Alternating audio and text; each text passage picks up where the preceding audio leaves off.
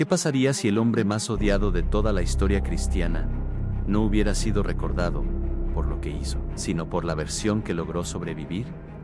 Porque Judas no es solo un nombre, es una condena, es una advertencia. Es el rostro de la traición convertido en memoria eterna. Pero hay algo que casi nadie espera. Existe un antiguo texto prohibido que no intenta borrar su figura, sino volverla mucho más incómoda, mucho más difícil de encajar, mucho más peligrosa para la historia que aprendimos a aceptar. Un texto que no presenta a Judas como el villano absoluto, sino como alguien que habría ocupado un lugar completamente distinto dentro de una verdad que nunca debía imponerse. Y si eso fuera cierto, entonces el problema ya no sería Judas. El problema sería todo lo que su historia podría obligarnos a reconsiderar. Esto es Curioso Pasado. Y en este video vamos a entrar en uno de los manuscritos más inquietantes del cristianismo antiguo, el Evangelio de Judas. El texto excluido que no solo desafió la imagen del traidor más odiado de la historia, sino que dejó una pregunta mucho más perturbadora que su propia existencia. ¿Y si la versión oficial nunca fue la única que intentó explicar lo que realmente ocurrió? Antes de que existiera el manuscrito, antes del escándalo, antes de la duda, Judas ya había sido condenado. No solo por la religión, no solo por la tradición, sino por algo mucho más poderoso, a la memoria colectiva. Su nombre dejó de pertenecer a un hombre hace mucho tiempo. Se convirtió en símbolo, en una palabra que ya no necesita explicación. Basta con pronunciarla para que aparezca una imagen inmediata, la del discípulo que vendió a su maestro, la del hombre que cambió unas monedas por una traición eterna, la del rostro que la historia decidió no redimir. Y eso es lo que vuelve a Judas tan singular. No hay muchos personajes del pasado cuya identidad haya sido absorbida de una forma tan total por una sola idea. Judas ya no es recordado como una figura compleja, ni como un hombre atrapado en una tragedia espiritual, ni siquiera como alguien que formó parte de uno de los relatos más decisivos de la historia religiosa. Es recordado como el traidor absoluto, como si toda su existencia hubiera sido reducida a un solo acto y, peor aún, a una sola interpretación de ese acto. Durante siglos, su figura fue utilizada como advertencia moral, como ejemplo de corrupción interior, como personificación de la traición más imperdonable. Y cuanto más se repetía esa imagen, más imposible parecía volver a mirarlo de otra manera. Ese es el verdadero peso de Judas, no solo haber sido condenado, sino haber sido fijado para siempre dentro de una narrativa donde ya no quedaba espacio para la duda. Porque la historia no siempre destruye a sus personajes con violencia. A veces los destruye con definición. Los encierra dentro de una versión tan repetida, tan firme, tan culturalmente aceptada, que cualquier intento de abrir otra pregunta parece casi una ofensa. Eso fue lo que ocurrió con él. Su nombre cruzó siglos, idiomas, imperios, sermones, pinturas, textos y memorias populares, sin perder jamás la misma carga. Judas dejó de ser una figura del pasado para convertirse en una categoría del presente, en un sinónimo vivo de traición, en una identidad tan sellada que casi nadie se detiene a pensar si esa condena total fue también una construcción. Y ahí empieza la incomodidad, porque cuando un personaje histórico o religioso queda atrapado para siempre en una sola lectura, la pregunta ya no es solo quién fue realmente. La pregunta es quién decidió que solo pudiera ser recordado así. Eso no significa negar la tradición, ni reescribir de manera ingenua una historia tan profunda. Significa hacer algo mucho más inquietante, observar el mecanismo por el cual una figura humana desaparece detrás de su propia condena simbólica. Y Judas, quizá más que ningún otro, desapareció de esa manera. Fue absorbido por su culpa, encerrado en su papel, convertido en una certeza. Eso es precisamente lo que hace tan poderosa la aparición de un texto como el Evangelio de Judas, porque no se enfrenta solo a una historia antigua. Se enfrenta a una imagen que llevaba siglos petrificada, a una memoria que parecía cerrada, a una figura que, para el imaginario de millones, ya no tenía derecho ni siquiera a la ambigüedad. Por eso el problema nunca fue solo Judas. El verdadero problema era lo que representaba tocar su figura. Porque alterar la imagen del mayo héroe traidor del cristianismo no era simplemente revisar un personaje, era rozar uno de los pilares emocionales más fuertes de toda una tradición. Era insinuar que incluso los nombres más condenados del pasado podían haber sido fijados por una selección, por una lectura dominante, por una forma de recordar que dejó otras voces fuera. Y si eso ocurriera, entonces la historia no se volvería solo más compleja, se volvería más inestable, porque Judas no ocupa cualquier lugar en la memoria religiosa. Ocupa uno de los más sensibles, uno de los más dolorosos, uno de los que parecían definitivamente resueltos. Y cuando algo tan aparentemente cerrado empieza a temblar, la inquietud que produce es mucho mayor que la de cualquier manuscrito perdido. De pronto, ya no estamos hablando solo del traidor, estamos hablando del precio de una versión única. Y esa posibilidad lo cambia todo, porque si el hombre más odiado de la historia no fue recordado únicamente por lo que hizo, sino también por cómo se impuso una forma de contarlo, entonces, el Evangelio de Judas no aparece simplemente como un texto extraño, aparece como una amenaza, no a la fe de forma superficial, sino a la comodidad de una memoria que llevaba siglos sin ser interrumpida. Y ahí es donde este misterio comienza a volverse mucho más peligroso de lo que parece. Porque una cosa es odiar a Judas, y otra muy distinta es descubrir que tal vez nunca se permitió conocerlo fuera de la traición. Y entonces apareció el texto. No en el centro de la historia, no en la versión aceptada, no en el lugar donde una tradición sólida conserva aquello que decidió recordar.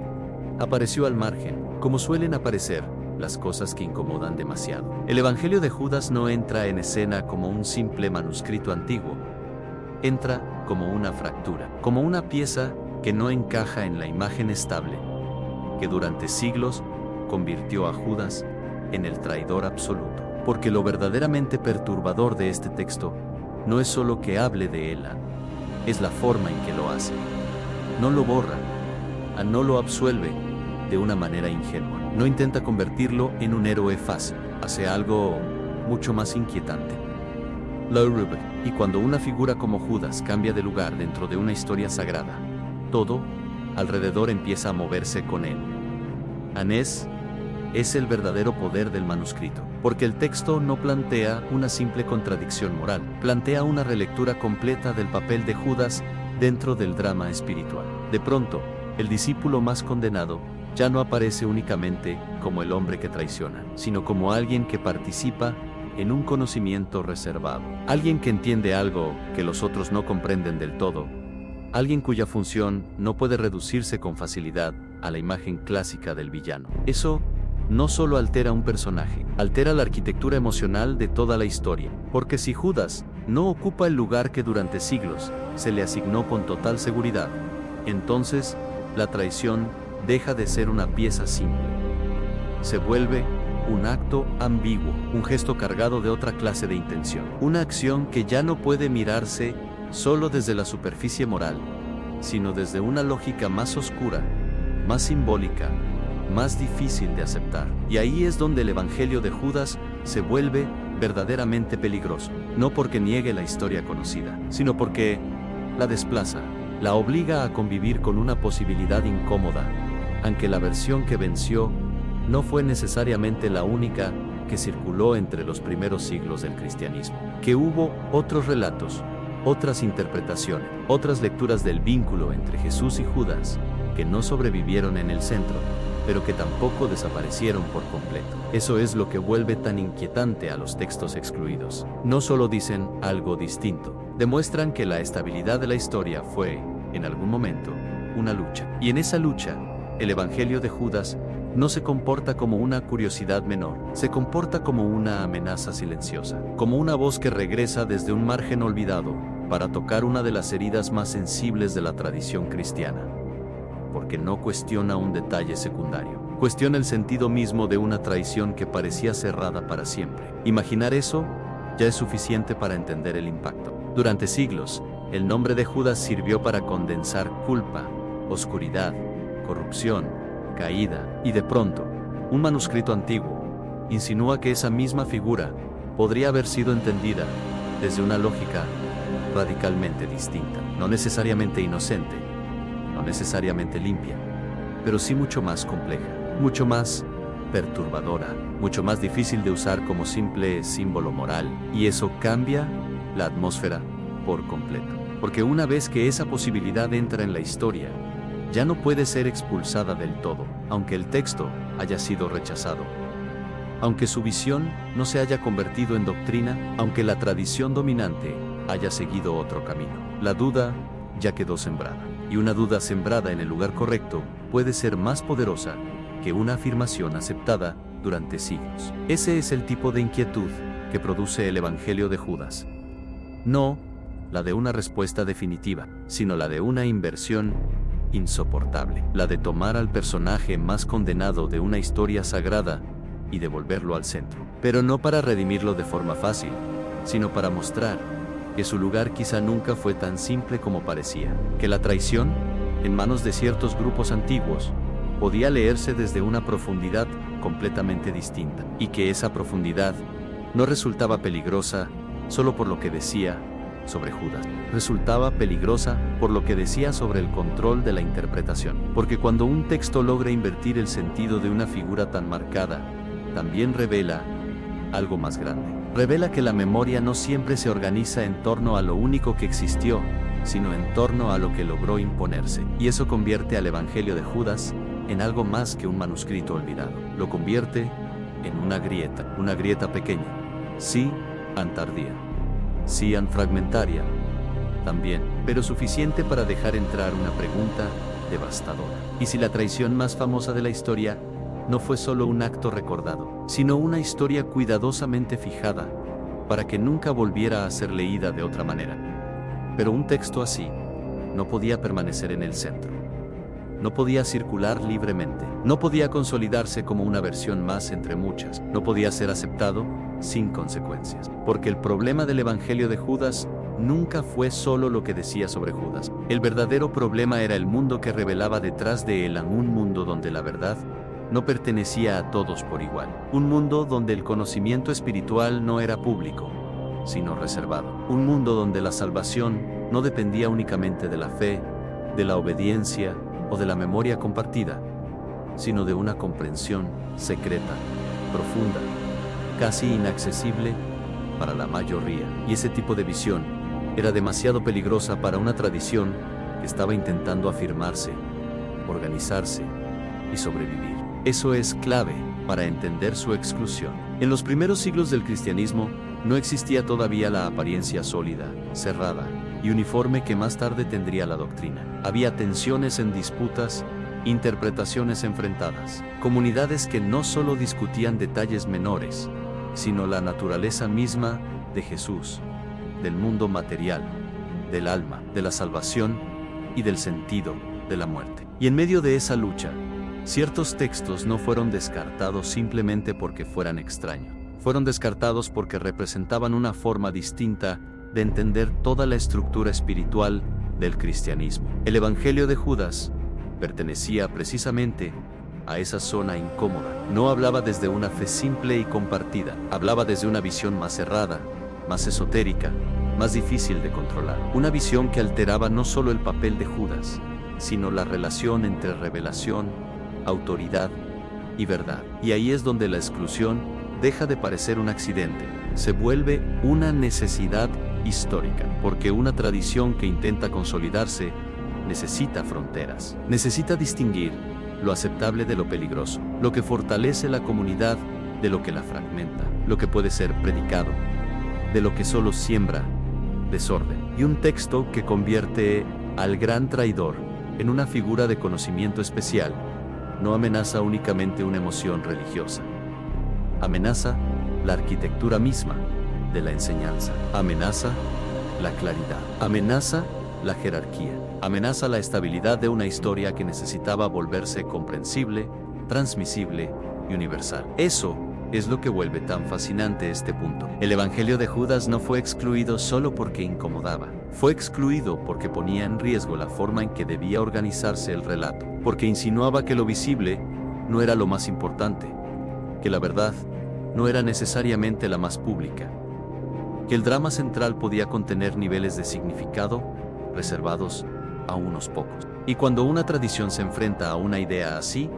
la respuesta suele ser brutalmente simple: han dejarla fuera, no porque carezca de fuerza, sino precisamente porque la tiene. Ese es el destino de muchos textos incómodos del mundo antiguo. No desaparecen porque sean débiles. Desaparecen porque son difíciles de integrar sin alterar demasiado el equilibrio de lo que otros intentan construir. Y en el caso del cristianismo naciente, el equilibrio era todo. Había que fijar una memoria, había que consolidar una identidad, había que decidir qué voces formarían parte del núcleo y cuáles quedarían relegadas al margen.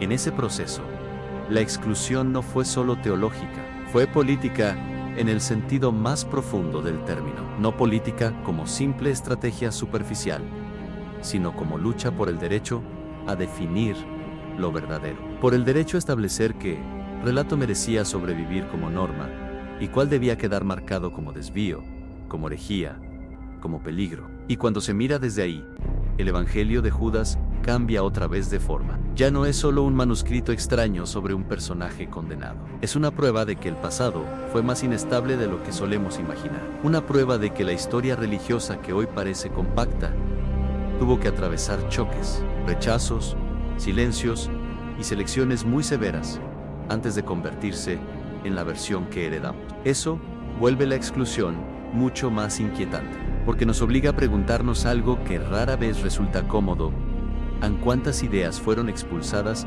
no solo por ser falsas, sino por ser demasiado perturbadoras para convivir con una verdad que necesitaba consolidarse? ¿Cuántas lecturas del pasado quedaron enterradas no porque no existieran, sino porque sobrevivir con ellas habría vuelto la historia mucho más ambigua, más frágil y más difícil de gobernar? Y ahí está el verdadero centro del problema. Judas podía ser odiado. Eso era manejable. Judas podía ser condenado. Eso reforzaba el relato. Pero un Judas reinterpretado desde una lógica de conocimiento secreto, de función espiritual distinta y de papel menos transparente, ya no era simplemente incómodo, era desestabilizador. Porque si una figura tan fijada podía ser leída de otra manera, entonces ninguna memoria estaba del todo a salvo de la reinterpretación. Y eso era precisamente lo que un cristianismo en construcción no podía permitirse. Por eso, el Evangelio de Judas quedó fuera, no como una nota al margen sin importancia, sino como una de esas voces que la historia necesitó encerrar para que el edificio principal no temblara demasiado. Y sin embargo, incluso encerrada, esa voz no desapareció por completo. Solo esperó bajo el polvo, bajo el rechazo y bajo los siglos, hasta volver a plantear una pregunta que sigue siendo igual de peligrosa hoy que entonces. ¿Cuántas verdades del pasado no fueron destruidas por ser débiles, sino por resultar demasiado difíciles de aceptar? Y entonces surge la pregunta más incómoda de todas. Si este texto no veía a Judas como el traidor absoluto, entonces ¿quién era dentro de esa versión? La respuesta no es cómoda. No is simple. Y, precisamente por eso, resulta tan perturbadora, porque el Evangelio de Judas no presenta a un hombre inocente en el sentido fácil de la palabra, no lo transforma en una figura limpia, luminosa o moralmente tranquilizadora. Hace algo mucho más inquietante que absolverlo. Lo convierte en alguien que sabe. Y en la historia de las religiones, pocas cosas resultan más peligrosas que un personaje condenado al que de pronto se le atribuye conocimiento. Ese es el giro que vuelve a este manuscrito tan difícil de ignorar. En lugar de situar a Judas únicamente como el discípulo corrompido por la traición, lo coloca en una posición distinta frente a Jesús. Una posición más cercana al acceso, a la comprensión y al misterio. Como si entre todos los discípulos hubiera una diferencia esencial que no dependía solo de la fidelidad visible, sino de la capacidad de recibir algo que los demás no podían soportar o no podían entender del mismo modo.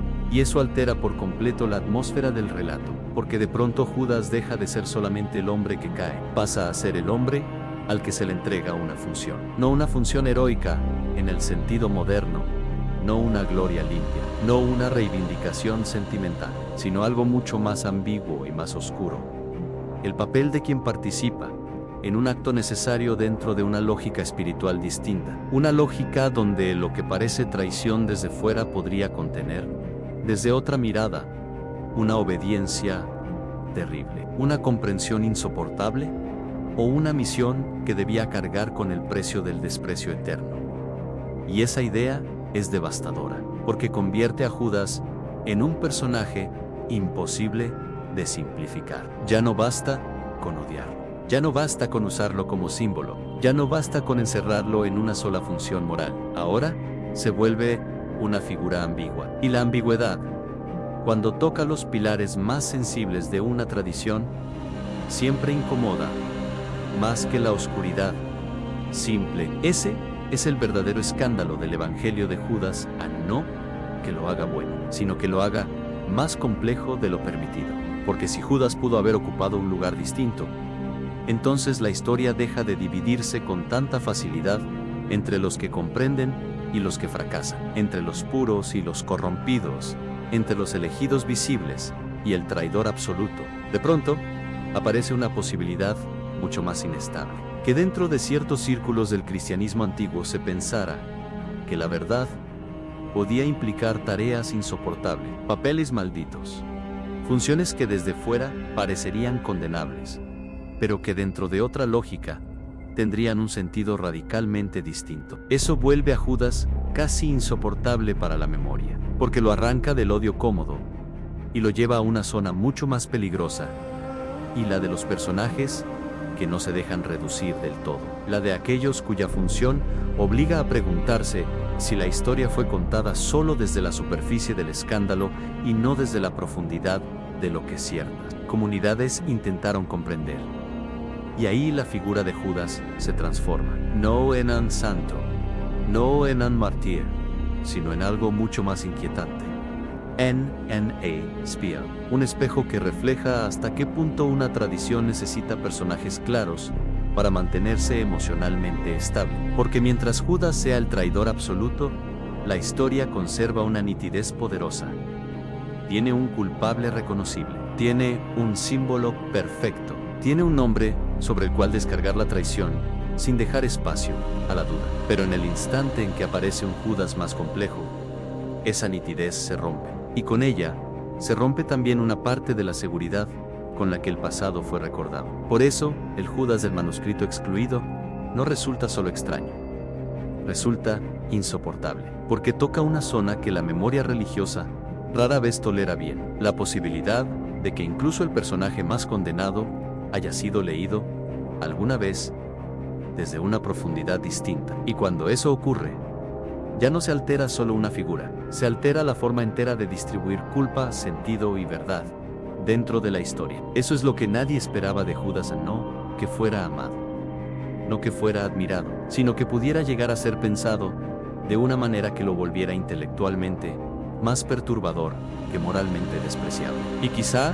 esa sea la razón por la que este texto sigue incomodando tanto, porque no nos permite descansar en el odio heredado. Nos obliga a mirar de nuevo a la figura que parecía más cerrada de todas. Nos obliga a aceptar que hubo comunidades antiguas capaces de imaginar un Judas distinto, un Judas que no desaparecía dentro de su condena, sino que adquiría un papel cargado de una gravedad casi insoportable, un papel que no lo limpiaba, pero sí lo volvía imposible de usar como símbolo simple. Y en ese punto, el problema del manuscrito deja de ser solo religioso, se vuelve humano, porque nos enfrenta a una pregunta que atraviesa toda la historia. ¿Cuántas veces convertimos a una persona en emblema para no tener que soportar la complejidad de lo que realmente pudo haber sido? Y si eso ocurrió con Judas, entonces tal vez el verdadero escándalo del Evangelio que lleva su nombre no sea lo que dice de él. Tal vez sea la sospecha mucho más incómoda que deja flotando detrás, que el personaje más condenado de toda una tradición pudo haber sido reducido durante siglos para que su ambigüedad nunca volviera a poner en peligro la versión que triunfó. Pero el Evangelio de Judas no inquieta solo por Judas. Eso sería reducir demasiado su alcance. Lo que realmente vuelve peligroso a un texto como este es lo que representa. Porque cada manuscrito excluido, cada vaz apartada, cada versión enterrada del pasado, deja la misma sospecha flotando en el aire que la historia que heredamos no es simplemente todo lo que existió, sino todo lo que logró imponerse. Y esa diferencia lo cambia todo.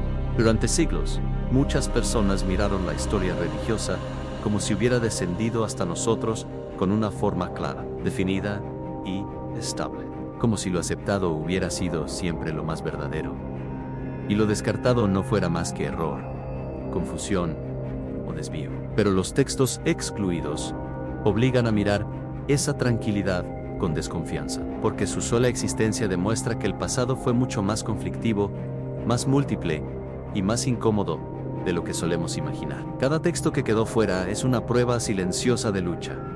Lucha por el significado, lucha por la autoridad, lucha por el derecho a nombrar lo verdadero y condenar lo inadmisible. Y eso convierte al Evangelio de Judas en algo mucho más grande que una rareza antigua. Lo convierte en una grieta a través de la cual puede verse el verdadero rostro de los primeros siglos. Un tiempo en el que nada estaba del todo fijado.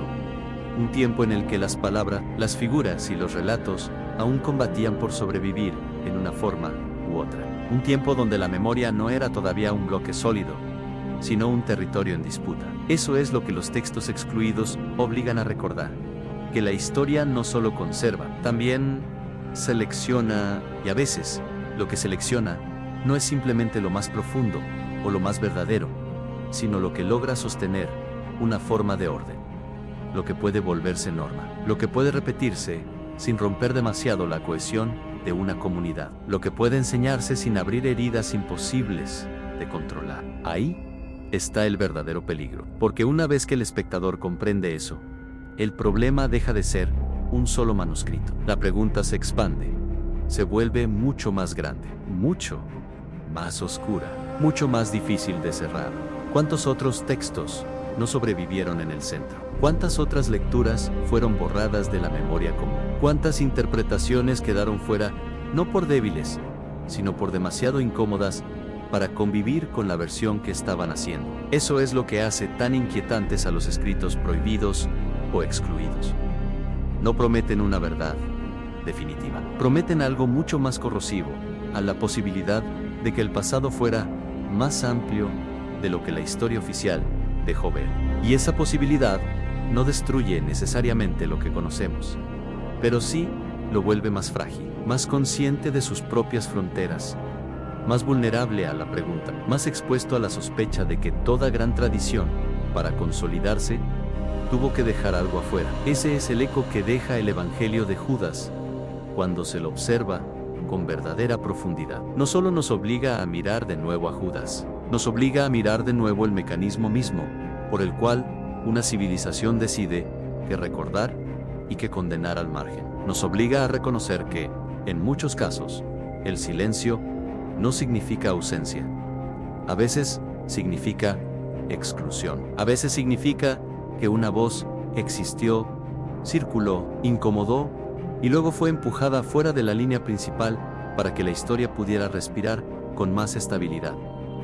Y eso resulta profundamente humano, porque no ocurre solo en la religión, ocurre en la política, en la cultura, en la memoria colectiva, en cualquier época donde una versión necesita convertirse en la versión. Por eso, este tema trasciende el manuscrito, porque en el fondo no estamos hablando solo de un evangelio antiguo, estamos hablando del destino de todas las verdades incómodas, de todas las narraciones que no desaparecen porque sean irrelevantes, sino porque su permanencia obligaría a aceptar una historia menos limpia, menos simple y mucho más inquietante. Y quizá esa sea la razón por la que este tipo de textos siguen fascinando tanto, porque nos hacen sentir que debajo de la historia visible todavía late otra historia. Una historia no necesariamente más pura, ni más correcta, ni más definitiva, pero sí más peligrosa, más abierta, más capaz de desordenar la comodidad con la que solemos mirar el pasado. Eso es lo que de verdad amenaza un texto excluido. No la certeza de una nueva verdad, sino el fin de una vieja tranquilidad. Porque desde el momento en que sabemos que hubo otras voces, otras versiones y otros relatos luchando por sobrevivir, ya no podemos mirar la historia de la misma manera, ya no como un camino único, sino como un campo de ruinas donde lo que quedó en pie no siempre fue lo único que existió. Y si eso es cierto, entonces el Evangelio de Judas no vuelve solo para hablar de un discípulo maldito. Vuelve para recordarnos algo mucho más perturbador, en que quizá las historias más peligrosas del pasado no fueron las que se contaron, sino las que alguien decidió que debían quedar fuera. Tal vez el verdadero poder del Evangelio de Judas no esté solo en lo que dice sobre Judas Santán, en la herida que vuelve a abrir. Porque durante siglos, la historia pareció haberse acomodado alrededor de una figura perfectamente condenada, un nombre convertido en símbolo, un rostro atrapado para siempre en la traición, una memoria tan repetida que casi dejó de sentirse como memoria y pasó a sentirse como destino. Pero basta con que un solo manuscrito olvidado sobreviva para que todo vuelva a temblar. No porque ese texto reemplace automáticamente lo que conocemos, sino porque nos obliga a mirar de frente algo mucho más incómodo. Aunque el pasado nunca fue tan silencioso, tan simple ni tan uniforme como después quisimos imaginar, el Evangelio de Judas no nos deja una respuesta limpia, nos deja una grieta. La grieta de pensar que incluso una de las figuras más condenadas de toda la historia religiosa pudo haber sido comprendida alguna vez desde una lógica distinta. La grieta de aceptar que la memoria no siempre conserva todo lo que existió, sino aquello que logró quedarse en el centro, mientras otras voces eran empujadas hacia la sombra. La grieta de sospechar que, detrás de cada relato estabilizado, tal vez hubo una lucha mucho más intensa por decidir qué versión merecía seguir viva. Y esa es la parte más perturbadora, que quizá Judas no sea solo el nombre de una traición, quizá también sea el nombre de una pregunta que la historia nunca logró enterrar del todo. Una pregunta sobre la culpa, sobre la verdad, sobre la selección de la memoria, sobre el precio que paga toda tradición cuando necesita volverse una sola voz. Porque al final, eso es lo que deja este manuscrito flotando en la oscuridad del pasado. La sospecha de que los textos excluidos no siempre son peligrosos por mentir, sino por obligarnos a contemplar una historia más compleja de lo que nuestra necesidad de certeza quisiera soportar. Y quizá por eso siguen regresando. No para destruir el pasado, sino para recordarnos que nunca estuvo completamente cerrado. Recuerda, el pasado no está muerto, solo está esperando a ser descubierto. Esto fue Curioso Pasado, donde la historia deja preguntas y los misterios comienzan.